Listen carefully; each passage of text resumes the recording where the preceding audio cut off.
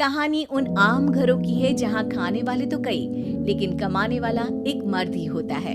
बावजूद इसके उससे उम्मीदें कम नहीं होती। देखिए जी, सामने वाले वर्मा जी कैसी अच्छी तरह से सफाई करते हैं छुट्टी वाले दिन अपने घर की, और एक आप हैं। अरे यार, उनके पास कार है, ऑफिस पास में है और हफ्ते में 2 दिन की छुट्टी होती है, तो फर्क तो पड़ता है ना। मेरी तो शादी ही गलत हो गई।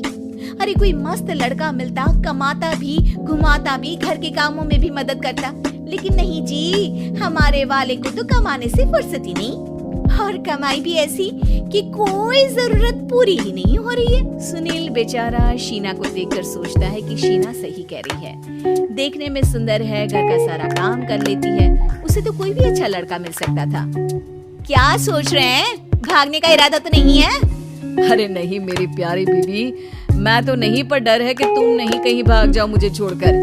शीला सुनील के मुंह से प्यार भरी बात सुनकर मुस्कुराती है। आप भी ना। सुनील एक दिन ऑफिस से घर आता है कि तभी शीना कहती है, सुनिए जी, वो मेरी सहेली आई थी, सारा दिन वो लोग यहीं थे, अब जा रही थी तो मैंने कहा नहीं नहीं, मेरे पति छोड़ आएंगे ना तुम्हें, तो रोक लिया मैंने।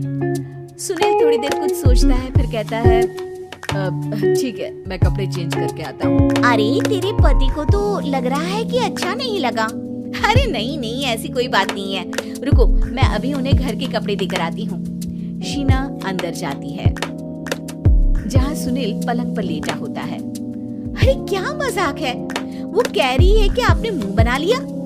सही तो कह रही है, सुबह से अब ऑफिस से लौटा हूँ, एक कप चाय का तो पूछा नहीं, 20 किलोमीटर जाओ और आओ, और फिर कल उसी टाइम पर ऑफिस। अरे यार, मुझे गाड़ी चलानी आती ना तो बोलती भी नहीं आपको, और कौन सा रिक्शा खींच कर जाना है आपको। सुनील अब क्या बोलता। रात देर से आता है और सो जाता है। अगले दिन शरीर दर्द हो रहा है। अरे तो मत जाओ ना ऑफिस, चलते हैं ना मार्केट घूमने, फिर पिक्चर देखेंगे और रात में खाना खाकर घर वापस। सुनील जब सारे दिन की थकान वाला शेड्यूल सुनता है तो वो सीधे सीधे ऑफिस के लिए तैयार हो जाता है।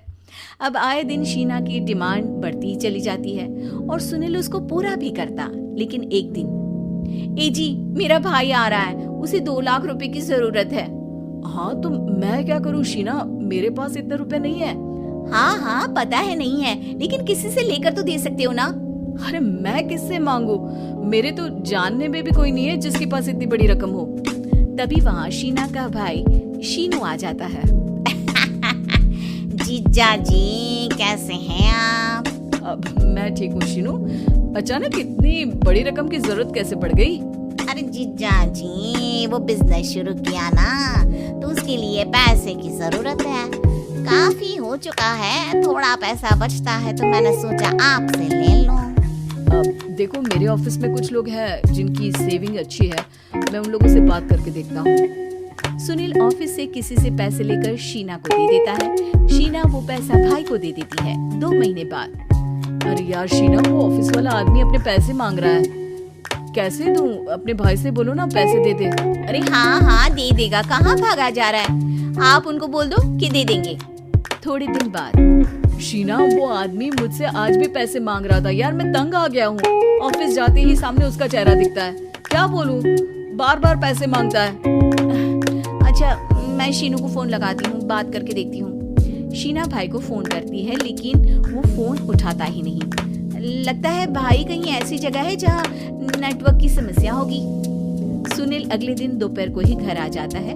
उसका चेहरा उतरा और परेशान सा होता है। वो रोने लगता है।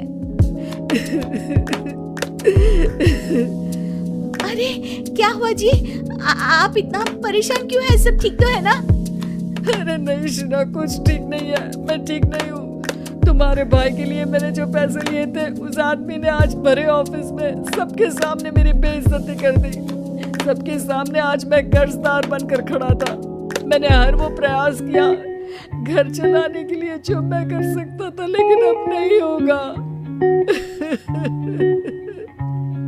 वो फिर रोने लगता है।